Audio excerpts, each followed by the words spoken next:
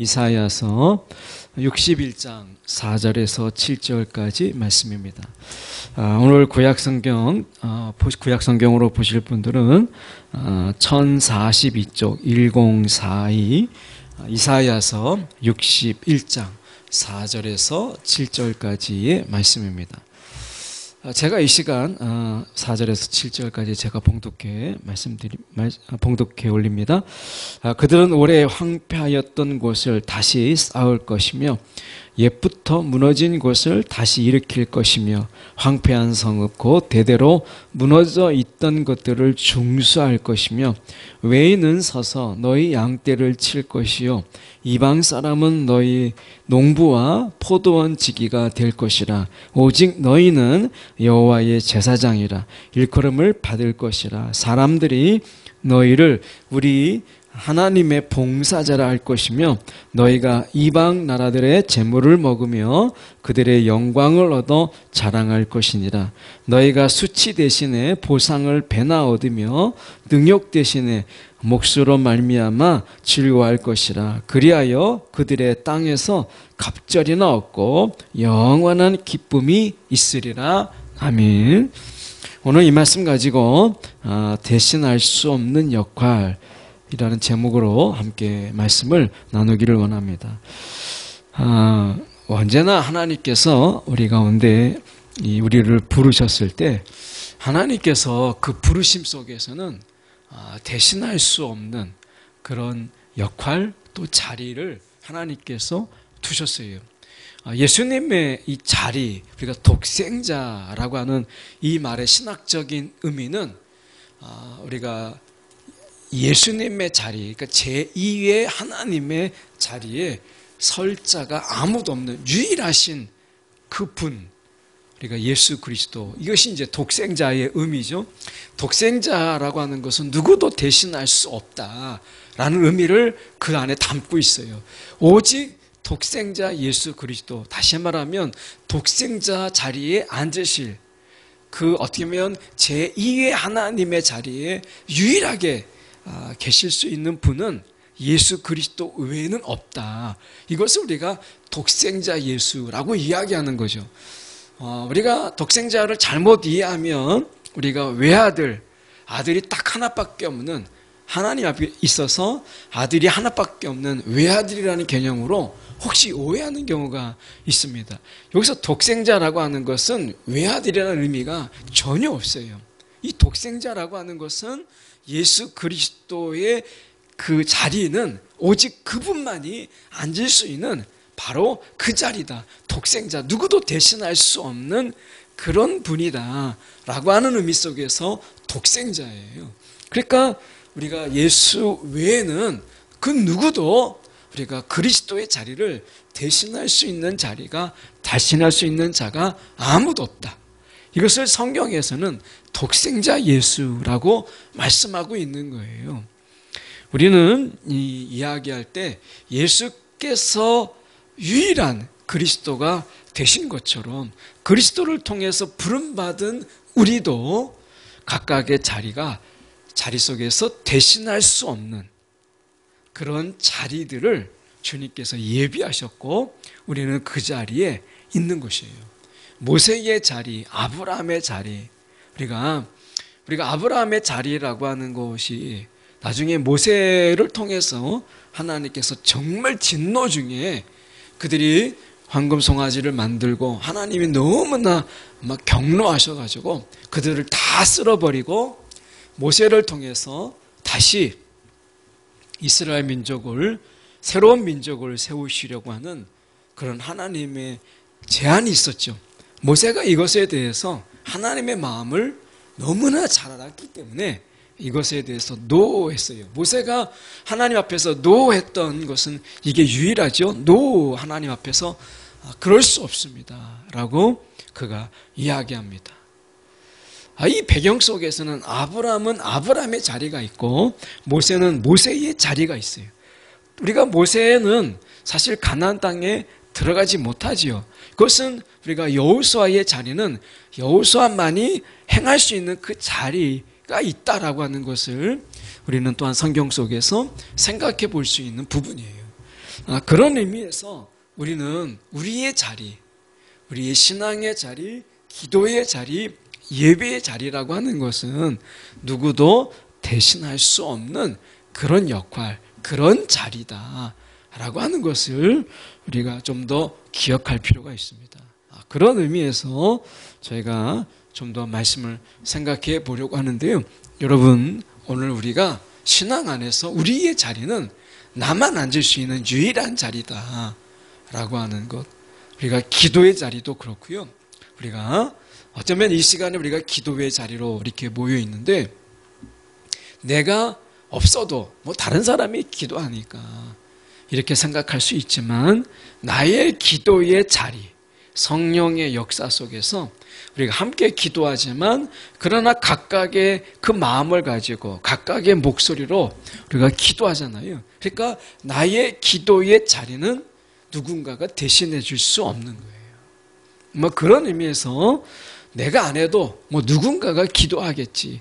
내가 예배 드리지 않아도 누군가는 예배하겠지가 아니라 나의 기도의 자리, 나의 예배의 자리를 하나님께서 우리가 따로 구별하여 두셨다라고 하는 것을 우리가 잊지 않는 것이 중요합니다.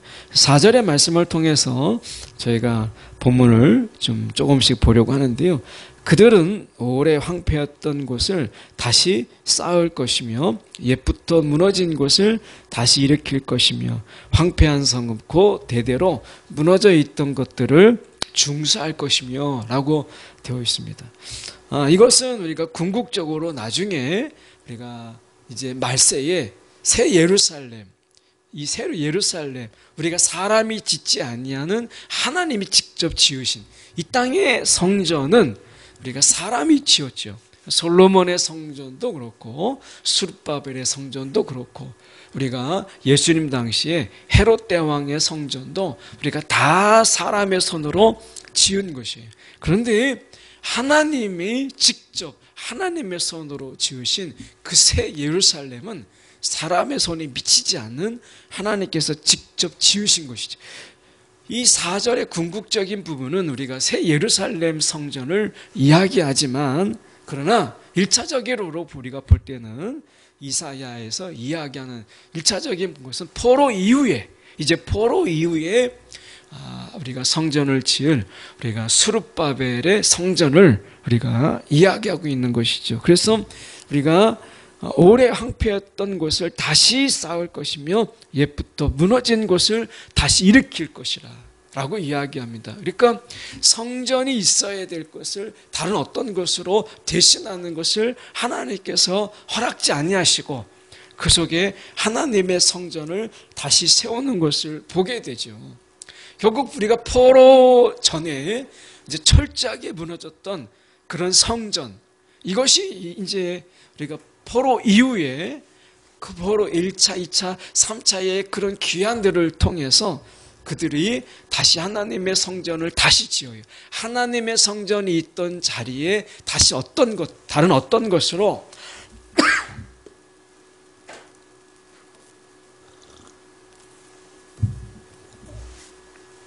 다른 어떤 것으로 채우지 아니하고 하나님의 성전으로 다시 세우는 것을 보게 돼요.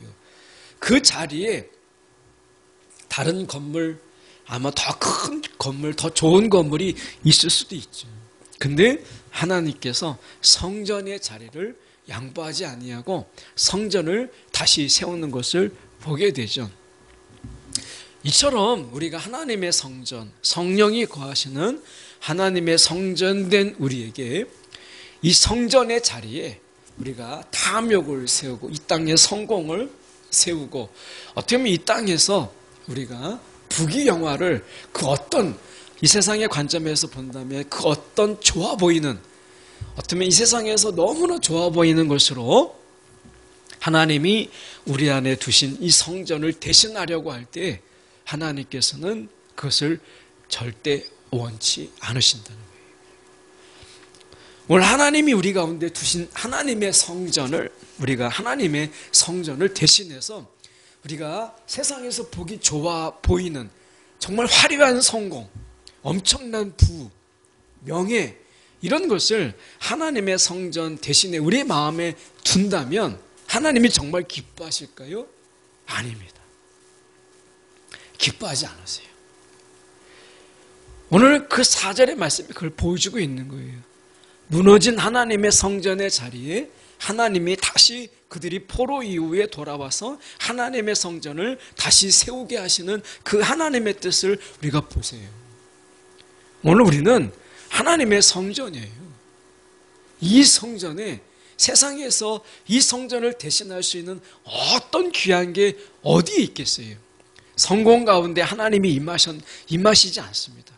부귀영화 가운데 하나님이 임하시는 게 아니라 하나님의 성전에 하나님이 임하시기로 하나님이 작정하셨어요. 그래서 오늘 우리 안에 하나님의 성전을 대신할 수 있는 이 세상에 그 어떤 것도 없다. 우리는 성전으로서 하나님의 성전으로서 이 땅에 성전으로서 존재하는 것, 이것이 하나님의 기쁨이라는 거예요. 그 어떤 것으로 하나님의 성전을 대신할 수 없다라고 하는 것이죠. 혹시 우리의 생각에 어떻게 보면 솔로몬의 성전의 그 화려함을 스룹바벨의 성전이 따라갈 수가 없었어요.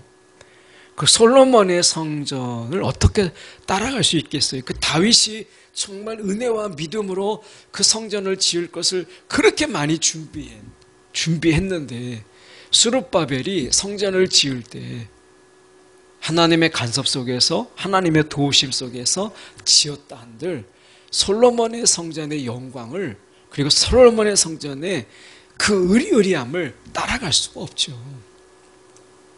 오늘 하나님의 성전인 우리의 마음에 우리가 볼 때 너무 초라해 보인다고 할 때 이 세상에 뭔가 좀 삐까번쩍한 것으로 내가 그 자리를 채우면 하나님이 더 기뻐하시겠지라고 생각하지만 그렇지 않습니다. 오늘 신앙이라고 하는 것은 우리의 관점이 아니고 하나님의 시각으로 그리고 하나님의 뜻으로 우리가 바라보는 것이 중요한 이유가 바로 여기에 있죠. 하나님은 우리 마음이 그저 하나님의 성전으로 우리가 있는 것, 하나님의 성전이 되는 것, 그 하나님의 성전된 우리가 하나님의 성전으로 살아가는 것, 이것만으로 하나님은 충분히 감사하고 하나님 충분히 기뻐합니다. 오늘 우리가 이 중요한 것을 놓쳐버리고 자꾸 우리가 뭔가 그 속에 다 채우려고 하는데 급급하고 있지 않는가.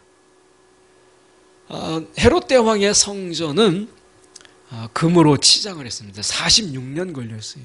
금 도장을 입히느라고 금을 막 거기다 덧붙이느라고 46년을 걸렸어요.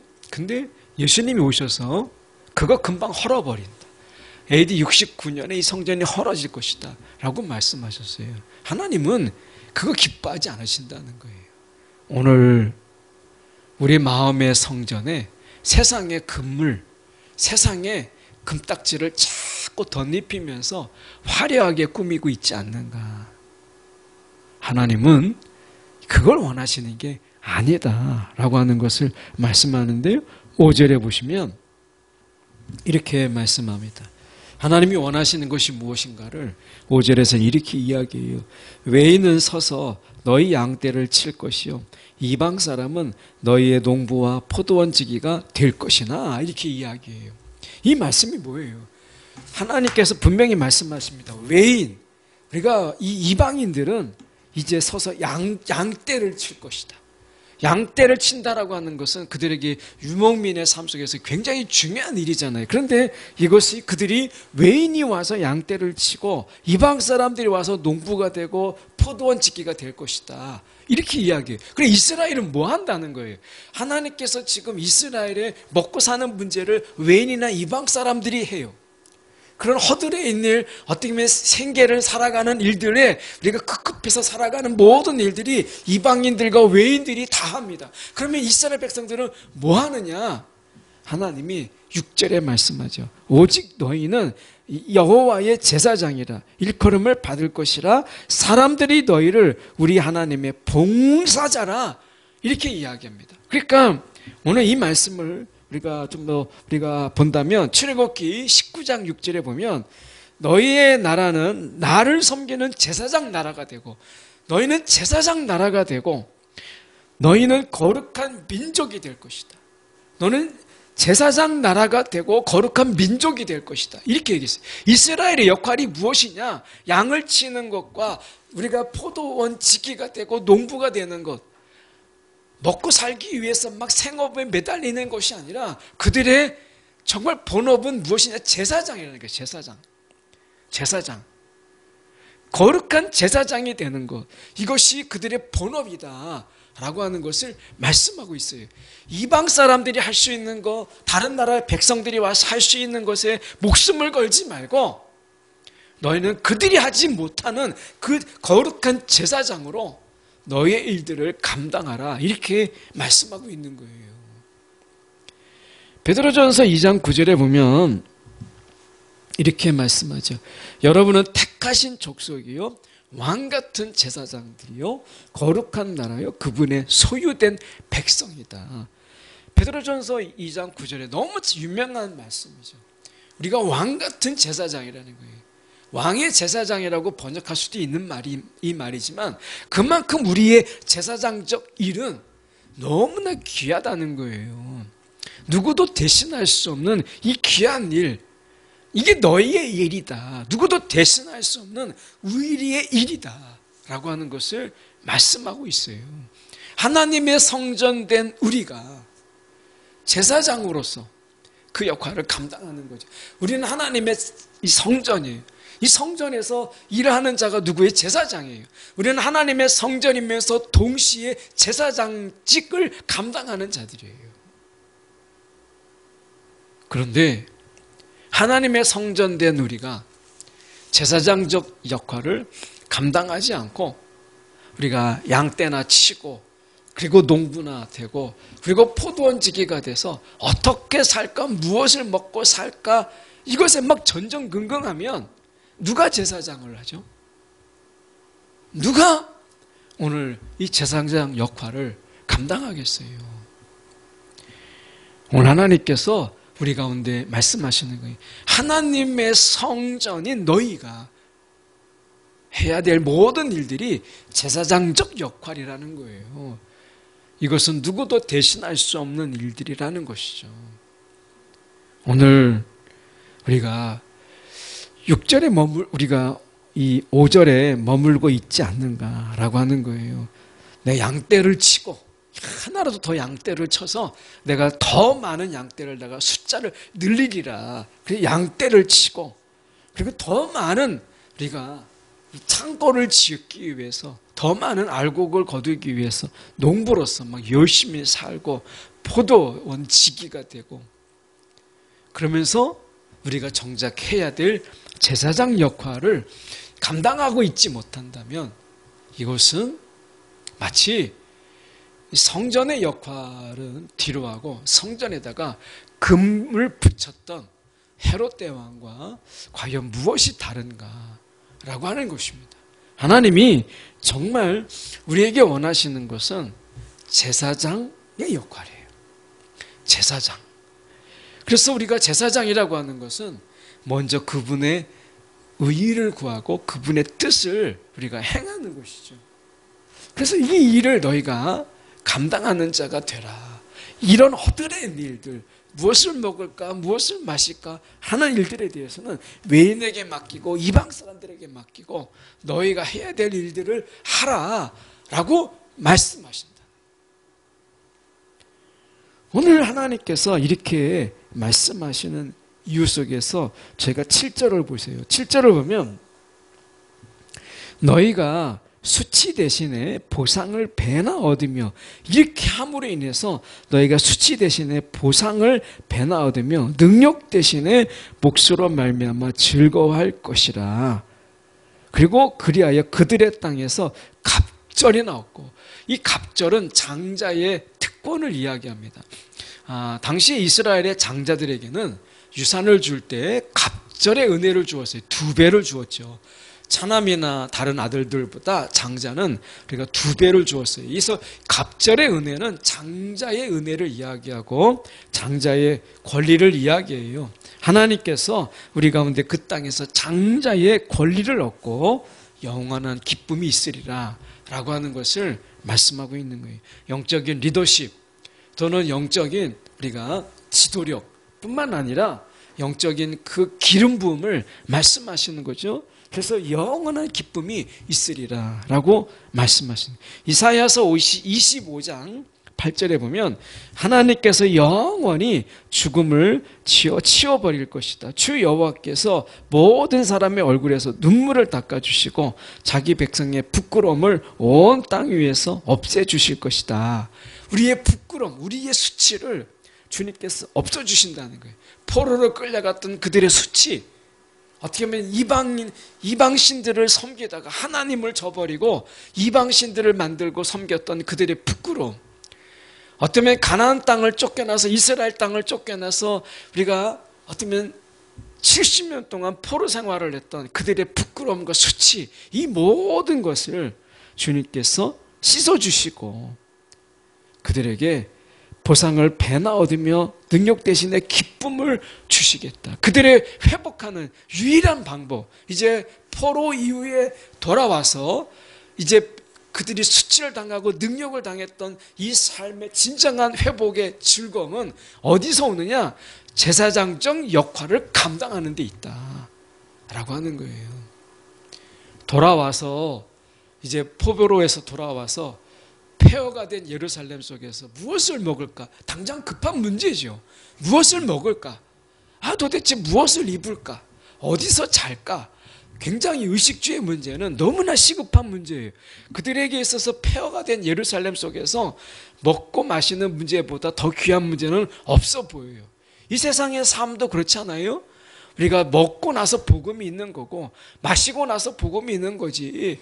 도대체 우리가 이 땅에서 우리가 어떻게 무엇을 먹고 사는 게 얼마나 어려운 문제인데 이런 생각하지요. 그런데 이사야를 통해서 우리 가운데 말씀하시는 것이 포로기에서 돌아온 그들에게 수치를 다시 당하지 않는 비결, 능력을 다시 당하지 않는 비결, 그것은 제사장적 역할을 감당하는 거예요. 누구도 대신할 수 없는 일들을 감당하는 거예요. 누구도 나를 대신할 수 없는 그 일을 하라는 거예요. 누구도 대신할 수 없는 그 일을 너희는 하라, 이렇게 말씀하고 있는 거예요. 바로 이 말씀이에요.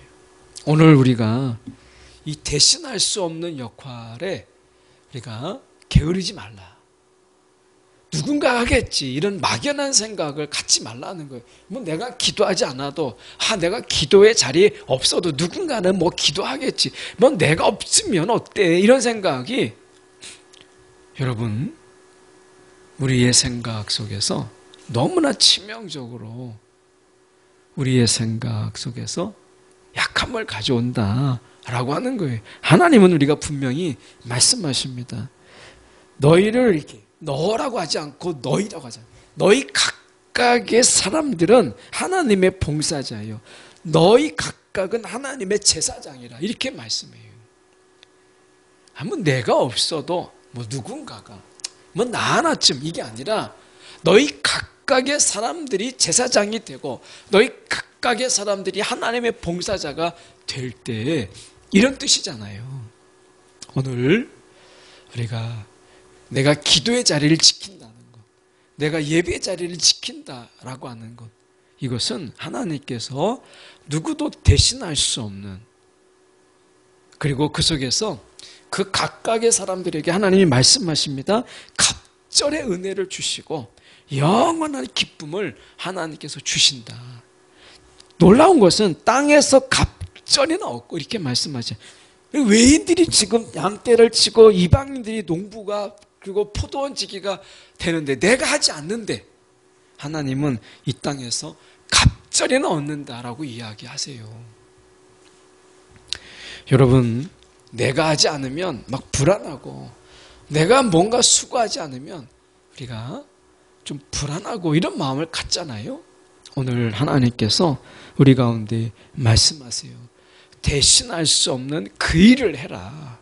그 일. 아니, 대신하지 말아야 될 일들을 그 일을 하라는 거예요. 기도, 여러분, 대신할 수 없는, 양보할 수 없는 하나님의 특권이에요. 우리가 하나님의 자녀된 자의 특권입니다. 기도는 그런 거예요. 오늘 우리가 하나님의 자녀로서 이 엄청난 특권, 제사장의 특권이 있는 것처럼 기도의 자리, 이건 우리가 엄청난 특권이에요. 예배의 자리, 이건 이루 말할 수도 없는 하나님의 엄청난 은혜지요.